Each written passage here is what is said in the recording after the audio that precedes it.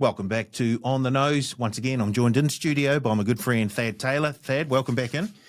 Thank you, Paul. Yeah, another great weekend of racing, wasn't it? It was indeed good to see the second Group 1 of the season all done and dusted in the Howden Insurance Mile up at Te Rapa. Both been great races. Moving on to the third leg, I don't think the connections of many of the runners will be disappointed with the runs, which makes it exciting. I mean, El Vencedor had excuses and still ran well. El Vencedor. Yeah, very good. Love it. El Vencedor. Yes, had excuses on the wet track and still ran well. So he's right on track. He's still second favourite. Tuxedo ran well. Obviously, Waitak was the winner. Maybe Legato was the only horse that was a slightest of disappointments, finishing fifth. But she's not in that last leg anyway. So, yes, she is. I think she still is in that last leg at $10. But a great race, a great addition to the race, and lived up to the billing. Disappointing if you had her for a top four finish, definitely, Thad. The last leg of the four-play. I want to see the print. I reckon she still finished fourth. Oh, you think the nose was in front? Yeah, I think the judge got it wrong. Right. Nah, I'm only kidding. Yeah, very close up. We needed that for the four-play multi, didn't we? And I've let the side down once again. I can't, I couldn't hit the side of a barn at the moment. I'm just going terrible. If I need them to run third, they're running fourth. If I need them to run fourth, they're running fifth. There we go. Let's move on. There were two meetings, of course, on Saturday. We'll head down south first to Riccarton in race one. Kylie Williams picks up career win 999 on board Miss Ziggy. Yeah, she was dual nominated for the race. She was going to be in that 3-year-old Guineas Prelude, and they opted for the easier option here. And boy, she put them away. So she probably should. And I think there was probably a bit of a gift at $3.20. Don't know if there was a bit of lazy running with her in both races, but she deserved to start shorter than that. She started at 205, minus 20,000. In fairness, the marketplace got it spot on. Because Professional Lad was the only other shortener in the race, 416 to 380, and it ran second and wasn't a bad run down on the inside there, although Miss Ziggy put them to bed well and truly. Student of War went the other way. It was a nice debut for the Pitmans and opened up short at 340, out to $9.50 off that mark. So make what you like of that. There was some money for the Lance Robinson trained She's Sinatra at odds, and it did move a bit, 15 into $10, but, was shorter than that and was a bit soft late. In proceedings, She's Sinatra. Generally always a bit of money for the Lance Robinson stable at the moment because they're going so well. But, well done to the punters. Not too much to speak of here because they nailed it. Miss Ziggy, 320 into 205, minus 20, onwards and upwards for her. Race 2, and Origin of Love gets home over the top of Key Sierra, both well in the market. Yeah, speaking of nailing a market, after the scratchings, Origin Love was $4 and Key Sierra was $4. One started at $2.70, which was the eventual winner, Origin Love, and Key Sierra started at $3. So they hammered both of them. They were confident either one was going to win, and they ran the Quinella. The only other horse they backed was, have a guess? Oaksdale. 13 into $6. What a run. First up for Sam Wynn, storming home from the back. One to mark down Oaksdale, I think, off that first up performance, but that was a break-even result because the money was spread between the two, if you know what I mean. There was money for Key Sierra, there was money for So they sort of balanced each other out. And they were very similar price. So a lot of respects, they did balance each other out. So they both weren't bad results. They just both weren't good results. Break-even, Origin of Love. I see Amani bled in the race. Over-raced and bled Amani, so we won't see Amani for a little while. But a Montauk went the other way, just of interest, 480 out to 9. But break-even result, Te Rapa on the second, Origin of Love. Race 3, it's a Guineas trial and a lot of go. Did have a lot of go. Yeah, he did. Gee, go, yeah. Just like I say, it took a while to wind up. He just stuffed through the line. He always felt like he was going to get there over the top of a game war of silence. It was good second up in its career. It stepped to this level pretty well, to be fair. It was 340 to 260 minus 50,000 war of silence. And a lot of go just sort of hovered around $7 after scratchings, and it was only a break-even result. There was support for it, and I know Bevan Sweeney was very keen on it. On what are they? I can't remember what they call that other show. show. The other show, the one that isn't the leg up. Correct. Yeah, well found and well played. A lot of go. Alvaquero went the other way, 4 out to $6. I think they'll be keeping. Well, so listen to me, thinking I'm a trainer. It tried the 1400, and I just don't think it quite got it. So. Back to 12. And Pity basically said that or implied that before the race as well, I think. So I think we'll see that over sprinting trips. I do want to highlight Pontoon in the race. It was having its second start ever, but it was first up. It's a maiden, obviously. Oh, well, not obviously. It's a maiden. It ran 5th on debut.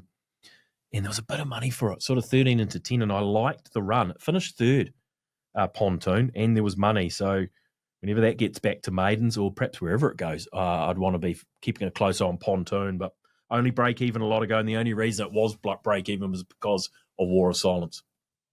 Race 4, and it's the juveniles and Jasmine Fawcett, who had a great day down at Riccarton. 3 wins and a couple of runner-ups, I think, as I recall. But out of the blue, once again, the market right on the money. Yeah. And the only reason it was $1.70 to $1.80 in a small field was, just that percentage getting tightened up late. It's a first starter. Almost not a concern, if you know what I mean. It's probably doesn't make a lot of sense, but it wasn't a significant drift. It was more just a little click out late, and then it held its ground. But she bolted into. But let me get this right, because I'm having a terrible run with my she's and he's at the moment. Out of the blue. Out of the blue, of course, is he. Hey, you keep going. Okay, well, come on, help me out. Yeah, just keep going. Okay, out of the blue was impressive. Went from the gates, went bang, never gave anything else a look, and there wasn't any money to speak of outside of it. Cool as bling, bumped out of the blue, out of the gates, and it wasn't bad. It was 8 into 550, but there wasn't much else to speak of. It was all out of the blue, and it was an impressive debut.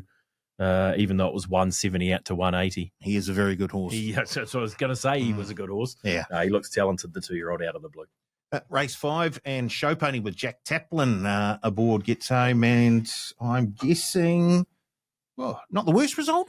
It's funny, this horse, it's only second up into this, and I think it got scratched when it was at the races last time out, but it resumed with a win, and we've opened it with a lot of respect with its runs in the Guineas last preparation, and so it sort of comes up quite high in our ratings, if you know what I mean. So it's open with a lot of respect in the marketplace. Well, it hasn't been against it. It's sort of taken a while to find it. So even though it was 380 into 350, I wasn't surprised to see it at plus 15,000 as a result for the TAB, because it just didn't sort of come in till late. And all the rage was the entertainer. Boy, oh boy, 6 into 480. It was minus 120,000. It was good first up for Anna Furlong. They wanted to be on. And Court of Appeal as well was minus 30,000. Excuse me, the Tiako runner, and that was also 6 into $4.80. So good money for both those $6 chances meant Show Pony was a small win, plus 15,000. Race 6 and Jack Taplin goes back-to-back on Little But Fierce, and she's little and she's fierce and she's bloody fast as well. Yeah, he can ride this lad, Jack Taplin. So I just want to have a word about Jack Taplin. I wouldn't mind buying shares in him. Jack Taplin can sit down and ride them out, and had to do that with Little Bit Fierce. I mean, he just ended up sort of 3 or 4 back the rail there, and had to just sort of didn't really only went around one horse, but he had to work it through the gap there at the sort of 200 metre mark, and sat down and rode out. Little Bit Fierce won well. Crunchy Boy was the big go here, 750 into 390. It was minus 100,000. Air Park Hustler, I went the other way, led them up, and sort of faded out of it. And it was 380 out to $5 for the Pittman team. So, the marketplace sort of knew about that. And a bit of money at long odds for Flying Celebration. It was 20 into 17. Just one to note down rather than anything else. But even though a Little Bit Fierce was 480 into 420, it was plus 35 because Crunchy Boy, they wanted to be on. I'll leave that to you. So it's Frosty Boy, wasn't it? Not Crunchy Frosty Boy, Frosty exactly. Boy. Yeah, right, yeah. Race 7, and it was the Joint TAB Racing Club Mile Prelude with the Tiako pair picking up the Cornelis Stony Brick, putting a bit of a gap on them, though. Yeah. Geez, couldn't be more impressive, to be honest, Stony Brick. And like, it was 6 into 5, but that was very late in proceedings, and I think the general consensus was, it was good last time on the turf, but really his best runs come on the synthetic. So, we'll back everything else that isn't Stony Brick, and he won't be able to do it again. Well, did he do it? Plus 55,000 though, because Mystic Park was well backed, but it was 3 out to 550. Fell out the gates and sort of was last and got home well, but they must have been coming for something else then. Candy Cane, Kylie Williams going for 1,000. And they were 6 into $3.80. It was a legitimate move, but I think it was sort of Sort of wound up as well a little bit with the Kylie Williams hope that she would get to 1,000 in this race for Terry Ray. And Betty Spaghetti, this is a mare that's always well backed, but geez, it halved its price and some, and ran well, and is better second up. So I just think that they knew something about Betty Spaghetti. She finished in the pack with Perfect Scenario, Mystic Park, Candy Cane. They all finished in a blanket, those horses. And Perfect Scenario had no luck. I say it every week. I'd love to own him. He sat 3 wide the trip in this field and boxed on for second. He's a good horse. There was money for him. But Stony Brick plus 55 because they wanted to be on Candy Cane and Betty Spaghetti in particular, but also Mystic Park, a drifting opening favourite. Right, final race of the day down there. Wasn't supposed to be, but it ended up being the final race. Race 8, it was the North Canterbury Cup. And Riviera Rebel gets win number 1,000 for Kylie Williams. A fantastic milestone, brilliant achievement. Yep. And, of course, there was a few other things that happened in the race. Yeah, which we probably don't need to go into here. It was unfortunate that a horsewoman or jockey as deserving as Kylie Williams had to have the race tarnished, or that result tarnished a little bit with what happened in behind her. No fault of hers, obviously, but congrats. She's been a great ambassador for South Island and New Zealand racing for quite some time. I remember back in my university days. This was, 5 or 6 years ago. She was down there. No, it's a bit more than that, like 25 years ago. Jeez. But she was down there doing it then, and she's continued to do it. Great to see her get 1,000. Riviera Rebel, what a horse to do it on. He's such a try. He had a big weight. He led eventually and won well. He was break-even result. There were 2 shorters in the race. Smooth Operator, 15 into $6. He over-raced Smooth Operator, so I'll just be marking him down. Particularly, he's sort of those country cup sort of horse, Smooth Operator, down in the deep south there. In Koyama, they continue to back. 15 out to 23, back to $10. It was a break-even result, Riviera Rebel, but it was more importantly Kylie Williams' 1,000th winner in New Zealand. Congratulations. Congratulations, Kylie. Yes. So overall for the day down at Riccarton? Yeah, a tougher start, and then a bounce back. Miss Ziggy, losing result. Origin Love, no result. A lot ago, no result. Out of the blue, losing result. Then came home with Show Pony, small win. A little bit fierce because of Crunchy Boy was plus 35. Stony Brick was the one result that sort of got us over the line, basically, because Riviera Rebel was a break-even. Plus 75 at Riccarton, not a big result by any stretch, and customers certainly had their fair share of success down there. Not too many weekends you'd say Tiako got us over the line. yeah, thank you to Tiaka and Stony Brick for winning a race, because that was about the only shining light on the card as far as we were concerned. Right, let's head up to Te Rapa, where it was Group 1 day, the Howden Insurance Mile, as well as the Hawke's Bay Guineas. We'll start with race 1, and Astoria Brook, who was well liked by BP. Yeah. And there was a good reason why. Was that his bet of the day? No. It was either his bet of the day or his leg in the foreplay. Yeah, it might have been his leg in the foreplay. I think it was I think he had that midnight edition. Or he did too, yeah. No, that was an ordinary pick from him. Ran second. Astoria Brook. Look, Astoria here, Stephen Marsh had 2 of the favourites in the race, Dramatic Miss and Bourbon Proof, and they sort of liked them both, which split the money, but meant there was quite a lot of money for both. Dramatic Miss went from 330 out to 420, and Bourbon Proof was a late move of 5 into 420. But the one constant through all of that was we like Astoria Brook. 460 into 420. It was minus 50,000 to kickstart the day. Don't know what to make of the run of Bourbon Proof. He sort of got out the back and didn't sort of get fired up. So I hope we see the best of him at short notice. But Astoria Brook, minus 50, customers off to a flyer. It looks like they continued that form into the second race with not a bad Spillane getting home with Alan Nicholas aboard. Yeah, the odds setters would like the price back. That's what it right. Yeah, okay. $17 it opened up. What? Started favourite. $3.90 the tote, was it? We've closed at $4.80. $3.90 the tote. Started $4.80 with I us. can only see one scratching. Yeah. I don't think there was any deduction. No involved. deductions. So if it was a small one. 17 into favourite. Yeah. So interesting. Yeah, interesting. It'd been good. Went up a couple of kilograms from a win last start.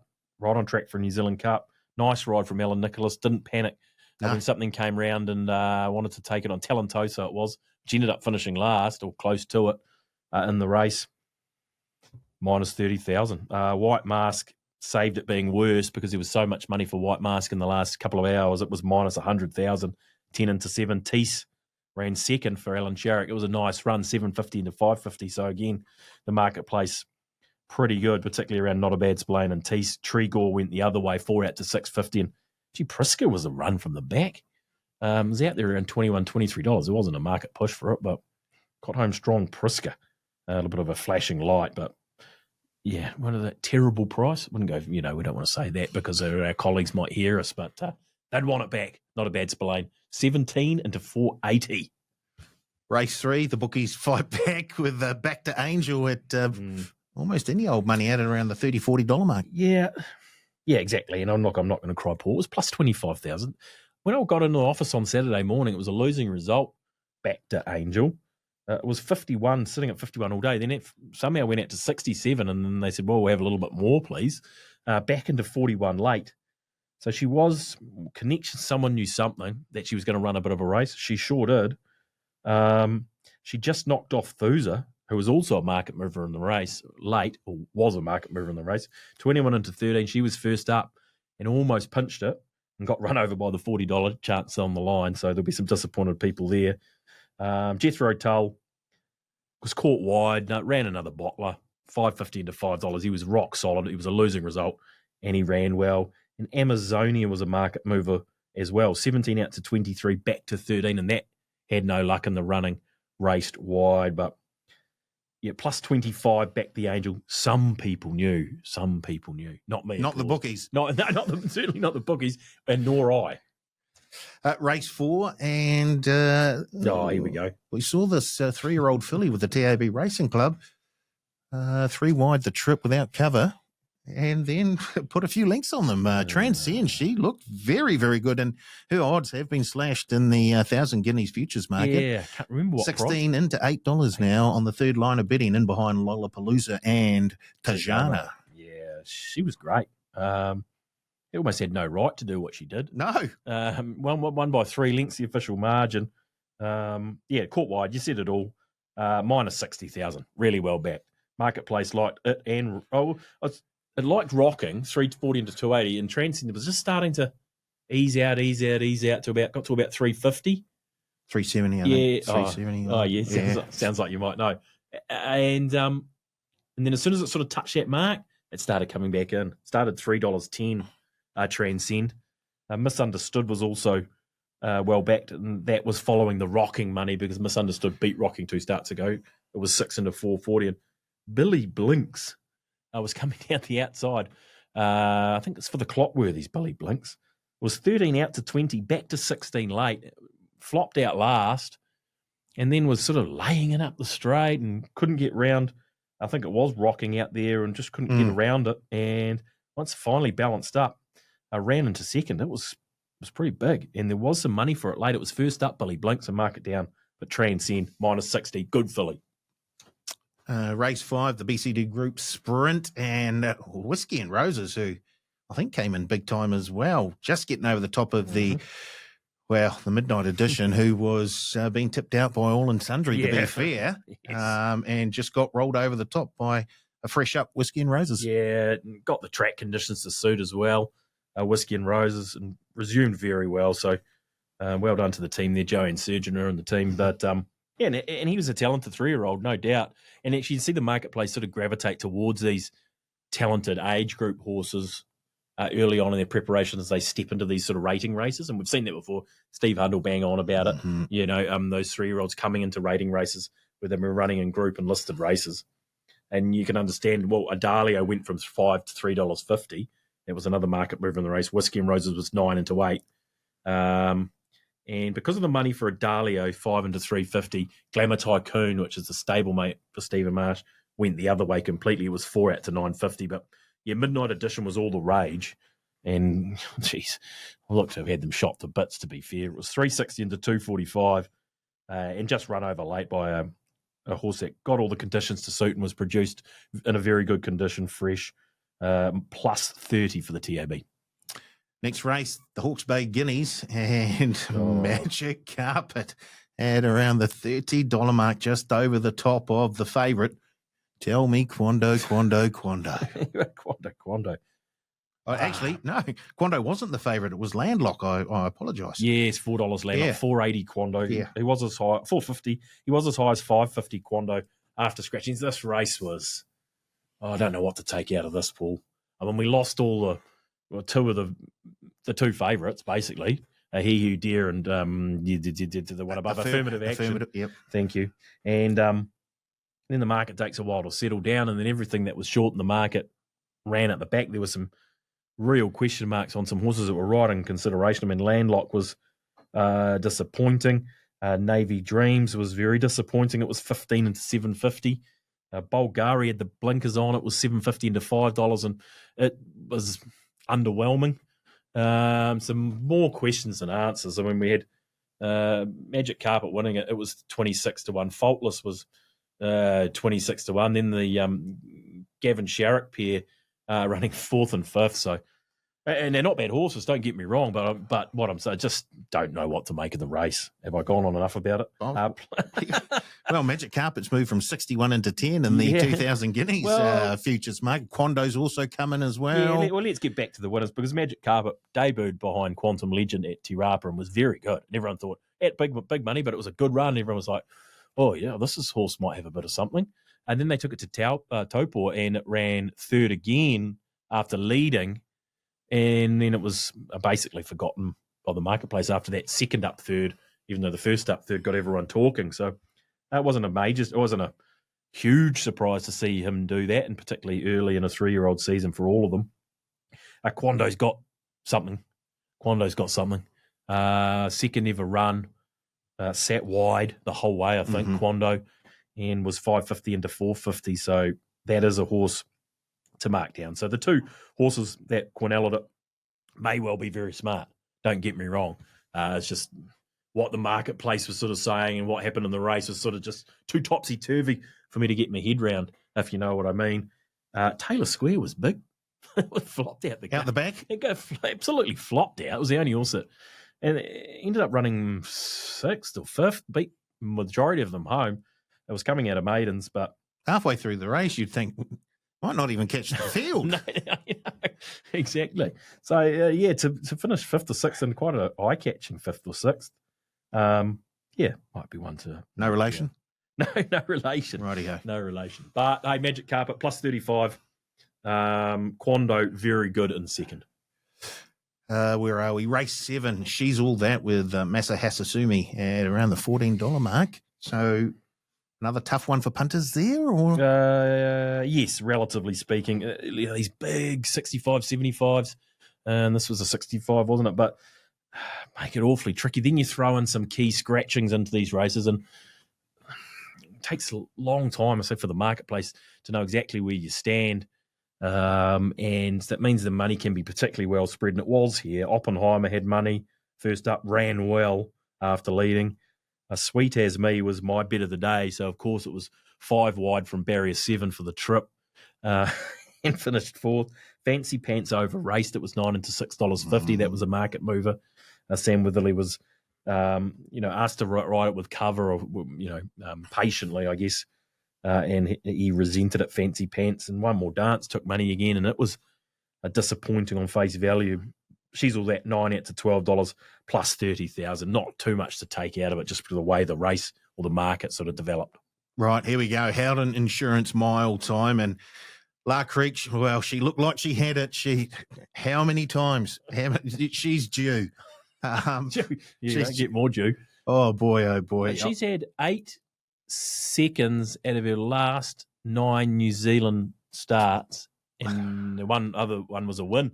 In a Group 3, I think the Auckland Breeze or something, but 8 seconds in the last 9 New Zealand runs. Incredible, Paul.